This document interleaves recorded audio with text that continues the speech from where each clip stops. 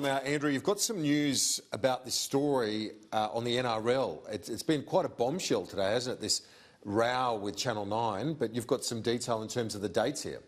Yeah, what's been put to me is the NRL season's likely to start on either May 28 or June 4. And one of the reasons for that is the New Zealand Warriors have to come over and self-isolate. I know there's been the odd media story saying there'd been an exemption on that, but that's being taken into calculation. So I saw a report about May 21, but more likely May 28, June 4. This really does sound real at this time, Kieran. This is good news going into the Easter long weekend, isn't it? Imagine if we're watching State of Origin soon. How good would that be? And so we've got a situation, all the teams will be based in Sydney. I know we've had this speculation around NRL Island and all the rest.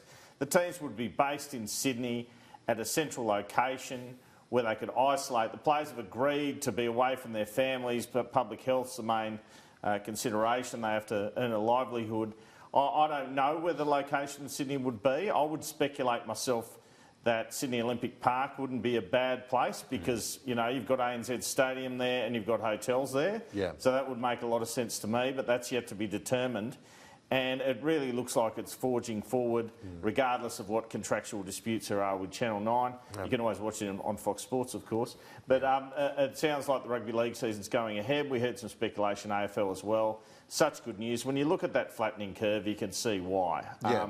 And a lot of empty stadiums, it should be fine. Absolutely, and a lot of our political leaders, you know, privately are saying, not just as football fans, but I think as leaders themselves, they know that this would be good for morale.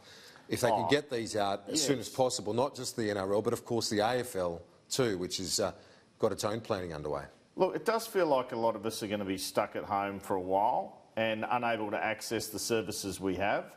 So, yeah, to watch some sport as well as horse racing would be great. And that's the reason why you can see. That's why people are feeling cautiously optimistic heading into this Easter long weekend. They don't want people to be complacent. I've got to say I'm surprised we're not hearing from the Prime Minister this afternoon. I know they've had the National Cabinet, but ahead of a really important long weekend break. We've seen out overseas when there's been a few days off, there's been the odd outbreak. I'm surprised the Prime Minister's not standing up this afternoon to say one more time to people, don't leave your home this Easter.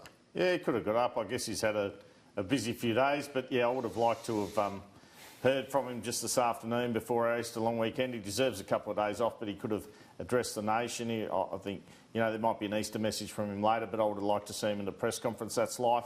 If we can look at that curve again, there's a couple of things I wanted to point out about the curve here, and that was those dates where things are really peaking and then they come down. Okay, there we are. All right. So look at March 15. It's amazing, really, that the cases weren't accelerating greater than, because I have a different memory of things. I think that's when the instruction was for everyone to self-isolate. And then March 1920, you see the curve still going up, and the instruction then is, you know, Australia's closing off its borders. Okay, March 23, look at that absolute peak, and remember where we were at this time. That was the pub and club ban, Kieran.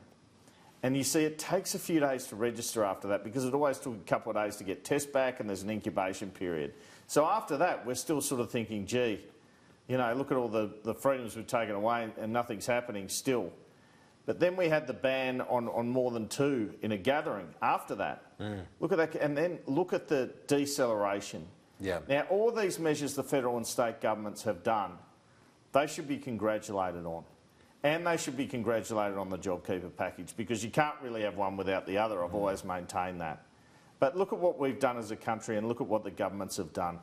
And if there's some hope and optimism, and you're the optimist in this segment, Kieran, not me, but if there is, it's got to be this. This is a scenario for Easter we could only have dreamt of, and we've done it. And how good's that? Yeah, so I've won you over with a bit of optimism. You've got a way to go there, mate.